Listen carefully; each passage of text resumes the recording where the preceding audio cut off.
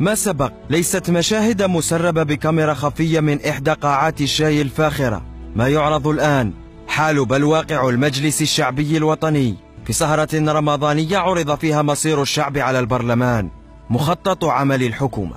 المار بجانب هذا المبنى يتساءل دائما عن حاله من الداخل، عن نعيم يفترض أنه موفر للنواب، لكن عندنا النواب إذا دخلوا برلمانا أفسدوه وجعلوا أنظف زواياه أقذرها.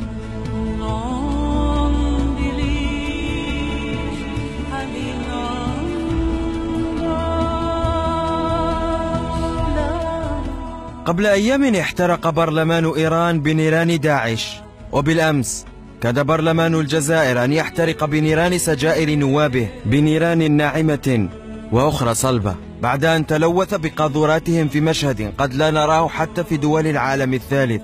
كل شيء يرمى على الأرض رغم تواجد سلة المهملات في كل جانب. مشهد يكشف بأن بعض النواب لا يجهلون فقط الفرق بين القانون العضوي والقانون العادي، لا يجهلون فقط عدد سكان ولاياتهم، بل يجهلون حتى قيمة المؤسسة التي ينشطون بها وقيمة مظهرها. النواب مروا من هنا.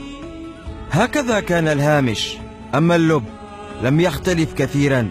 النواب بدأوا في ممارسة هواياتهم باكرا، رغم أن مخطط عمل الحكومة الجديد أسال عرقهم قبل عرق المواطنين. في يوم قلبت السخرية جدية والجدية سخرية، والتقى الجميع في مكان ظلم بتصرفات البعض، شوه الصوت والصورة.